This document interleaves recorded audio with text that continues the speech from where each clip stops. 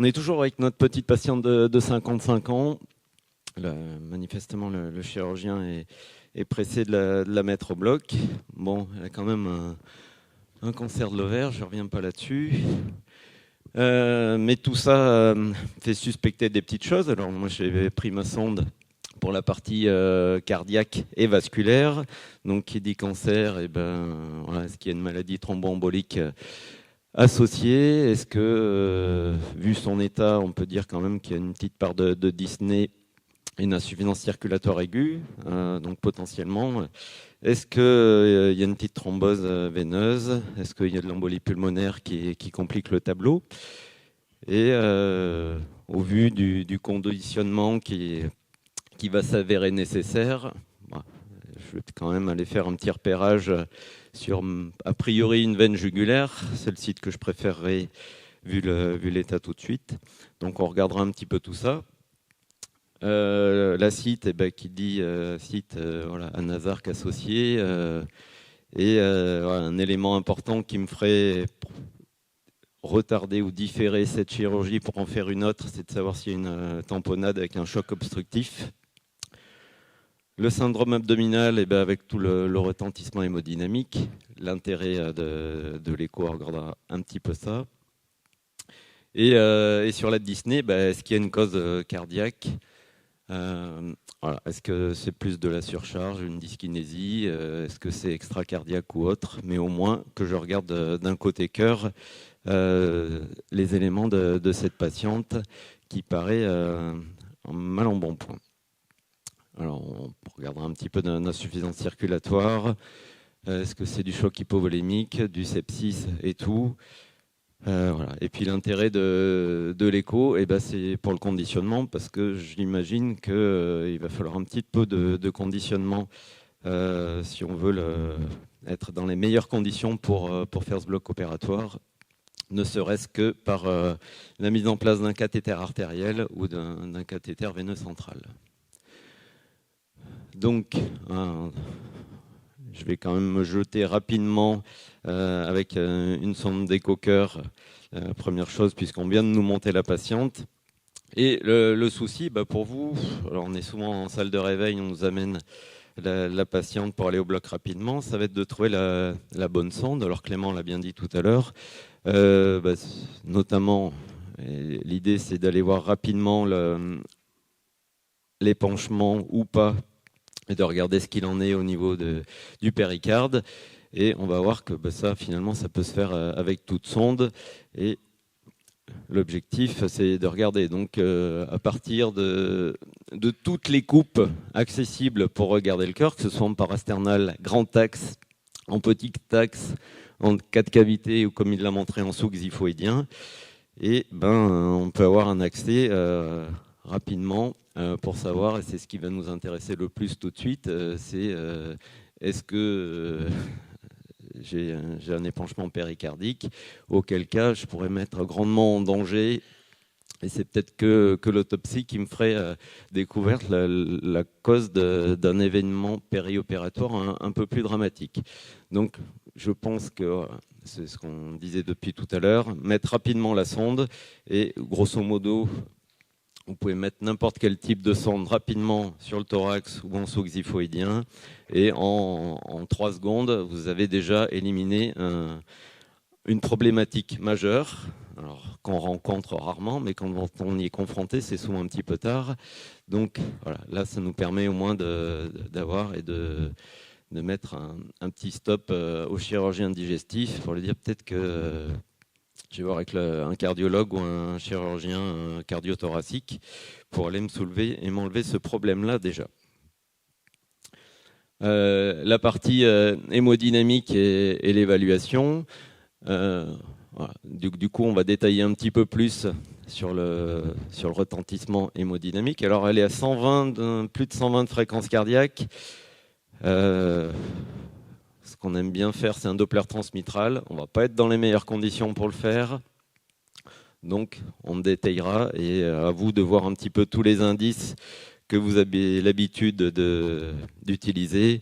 Et peut-être que du recours à du lever de jambes peut être plus simple que d'aller s'embêter avec une onde E, une onde A. Mais bon, ça, on regardera un petit peu. Étude de la fonction VG. On regarde visuellement sur le côté systolique pour savoir s'il y a une contraction qui est homogène et donc une dyskinésie, une part de choc cardiogénique associé, alors qui peut être la conséquence du choc septique ou d'une pathologie cardiaque antérieure ou les deux. Et sur la partie plus hypovolémique, avec soit on regarde la veine cave inférieure avec une relative collapsibilité de ce côté-là, ou une exclusion sur le télésystolique sur le ventricule gauche. On en profitera pour regarder aussi en cas de cavité la partie ventriculaire droite sur le côté embolie pulmonaire et du même côté, comme on est établi sur la cas de cavité, on élimine la tamponnade et on aura aussi parallèlement regardé l'écho pulmonaire pour éliminer du pneumothorax éventuellement ou regarder s'il y a un épanchement pleural associé, à discuter à ce moment-là s'il faut le drainer pour être dans les meilleures conditions respiratoires. Donc, l'évaluation hémodynamique, donc c'est sur un Doppler transmitral. On regardera un petit peu ça, les différents index, une onde E ou une onde A, et le détail. Et probablement qu'on va aller rapidement dans les conditions actuelles sur un lever de jambe pour voir s'il y a une bonne évolution sur le débit cardiaque. Et à ce moment-là, on fera un flux continu sur la valve aortique pour chercher un delta d'ITV. Donc, toujours la question, est-ce que j'ai une réponse au remplissage qui va être positive? Et le plus simple, ça va être avec un lever de jambe et de regarder au niveau des cavités, en cas de cavité, si j'ai une ITV qui augmente de ce côté-là, quoi. Donc, notre cœur gauche, avec une fraction d'éjection qui est normale de ce côté-là, je peux faire un tir continu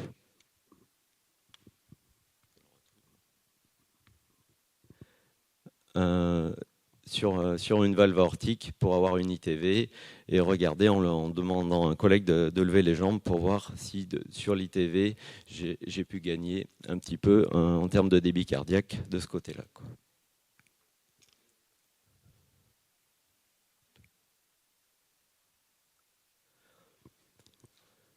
Donc l'ITV avec ce tir sur la valve aortique, un tir continu sur la valve. Donc là, on a décalé un petit peu notre sonde en la tournant dans le sens horaire pour être en 5 cavités et sortir la chambre de chasse aortique. Et on va faire une intégrale temps-vitesse en prenant toute l'air sous la courbe qui va nous permettre de déterminer l'ITV. Et à partir de là, on va dire que si j'ai une ITV supérieure à 15, j'ai un débit qui sera plutôt correct. Par extrapolation, on peut définir le débit cardiaque, si on va aller jouer jusqu'au bout. Donc c'est l'ITV fois la fréquence cardiaque et fois la surface aortique. Alors la surface aortique, si on part sur 2 cm, un diamètre A2 et un rayon A1, pi R2, donc on est sur pi, donc le débit cardiaque, c'est l'ITV fois la fréquence cardiaque, fois 3/14 pour faire rapidement. Je pense qu'on peut se satisfaire d'une ITV et on va regarder un petit peu les variations sur l'ITV de ce côté-là, quoi. Les pressions de remplissage, alors c'est sur l'analyse du Doppler transmitral. Alors on va être très embêté chez une patiente qui est tachycarde. Déjà, il est souvent difficile chez une patiente âgée de reconnaître l'onde E de l'onde A. Donc je peux m'aider, par exemple, comme ici, en mettant le signal ECG à côté. Au moins, je sais où est l'onde E, où est l'onde A. Et à partir de là, je peux étudier soit l'onde E, le profil, et l'onde A par un Doppler pulsé dont on va mettre le curseur au-dessus des deux feuillets mitraux ici. Je pourrais faire en Doppler tissulaire un Doppler tissulaire pour avoir une onde prime et faire une combinaison des indices dessus. sachant que voilà, elle est tachycarde, ça va être très compliqué de pouvoir aboutir à, par exemple, un E'. Là, on est dans des conditions avec une fréquence cardiaque qui est beaucoup plus ralentie et donc plus accessible pour évaluer tout ça. Petite image de Laurent Muller. Bon, c'est pour rappeler la courbe de Frank Starling, donc des pressions de remplissage basses avec une onde E basse. Donc on va retenir que si j'ai une onde E inférieure à 70 et encore moins à 60, c'est que j'ai besoin de remplir ma patiente. Et plus les pressions vont augmenter, plus mon onde E va être importante, avec des E' aussi qui vont augmenter à ce côté-là. Donc une onde E inférieure à 60 avec un E sur E' inférieur à 6, je serai sur des conditions de remplissage qui vont nécessiter un remplissage avec, on sera en bas de la courbe et donc intérêt à remplir la patiente de ce côté-là. Le côté cœur droit, on va regarder en cas de cavité aussi, chercher une fuite tricuspide et à partir de là on peut déterminer une évaluation de la PAPS rapidement sur les curseurs qu'on va pouvoir retrouver dessus. Donc je cherche une fuite tricuspide ici et j'évalue mes PAPS à partir de là. Je vais pouvoir regarder aussi le TAPS sur la variation de l'anneau tricuspidien.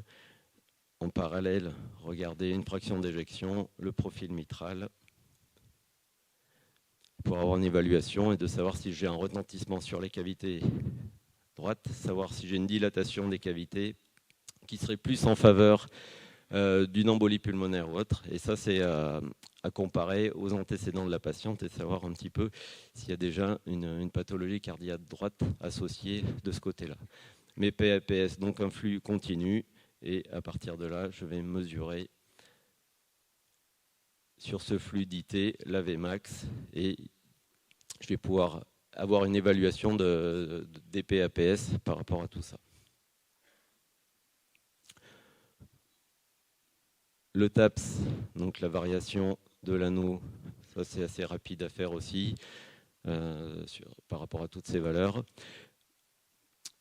Si j'ai des éléments qui orientent vers une embolie pulmonaire, je peux poursuivre et regarder rapidement au niveau des membres inférieurs pour rechercher une maladie thromboembolique associée. Bon, après, ça c'est un peu plus détaillé et autres, mais si on a besoin, on peut se mettre au niveau de la veine fémorale commune et aller chercher de ce côté-là. On va chercher des éléments grossiers, hein, comme toujours, mais comme disait Laurent, plus c'est grave, plus c'est marquant. Donc si on se retrouve devant un élément thromboembolique majeur, on aura cette partie-là sur les membres inférieurs, quoi.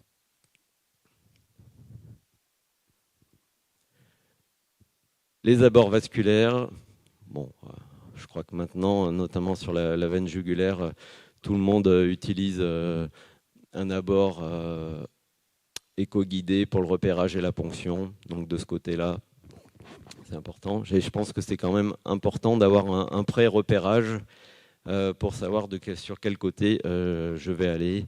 Et ça coûte pas grand-chose, ou 2 secondes, de mettre juste la sonde dessus pour être sûr qu'il n'y ait pas de thrombus. Et ça évite de partir en marche arrière si on se trouve dans ce cas. La ponction radiale, et ben là c'est pareil, on voit qu'elle est hypotendue. Le pouls est pas terrible et c'est quand même des fois très appréciable avec une sonde de haute fréquence de pouvoir ponctionner la radiale sous écho. Et là aussi, on est un peu dans les mêmes problématiques qui ont été discutées pour les veines périphériques, de bien canuler et de surveiller la pointe de notre cathéter pour être sûr d'avoir une montée du guide et du cathéter sous échographie par la suite, quoi. Donc l'intérêt de la partie cardiovasculaire, c'est d'éviter un no-go dans un premier temps, être sûr qu'il n'y ait pas de tamponnade au vu de l'état hémodynamique de la patiente, d'avoir une orientation diagnostique sur la défaillance cardio-respiratoire. Ça avait été détaillé un petit peu avant. Voir l'origine de la dyspnée, si j'ai une partie cardiaque gauche ou autre, ou purement d'une conséquence respiratoire d'une péritonite. L'éco-guidage est quand même plus que nécessaire chez cette patiente. Et voilà, sur l'optimisation hémodynamique, le remplissage, les amines, avec quand même une interprétation qui va être assez grossière parce qu'on va être limité, notamment sur le facteur tachycardie qui est rapidement handicapant pour avoir des valeurs très précises, mais en même temps, ce n'est pas l'objectif d'être très précis. On sait les conditions et à partir de là, une réponse au remplissage ou une absence de réponse de remplissage sont déjà un élément important. Voilà. L'important après pour vous, ça va être d'avoir les bonnes sondes. Et on sait très bien qu'en salle de réveil, on a souvent 3-4 appareils. Mais souvent, il n'y a qu'une sonde ou pas, des fois, d'éco-cœur. Et notamment en éco-cœur, un des soucis, ce qui peut vous embêter, c'est pour ça qu'il faut s'entraîner un petit peu, c'est d'avoir accès au menu de mesure sur le Doppler transmitral et tout. Voilà. Donc ça, c'est un petit peu de gymnastique pour vous à développer chez les patients qui sont des fois un peu plus stables, au moins pour avoir cette gymnastique sur les mesures, en attendant que l'intelligence artificielle et Siri nous donne des résultats plus rapidement sur une mesure de Doppler transmitral ou autre de ce côté-là. Voilà. Je vous remercie.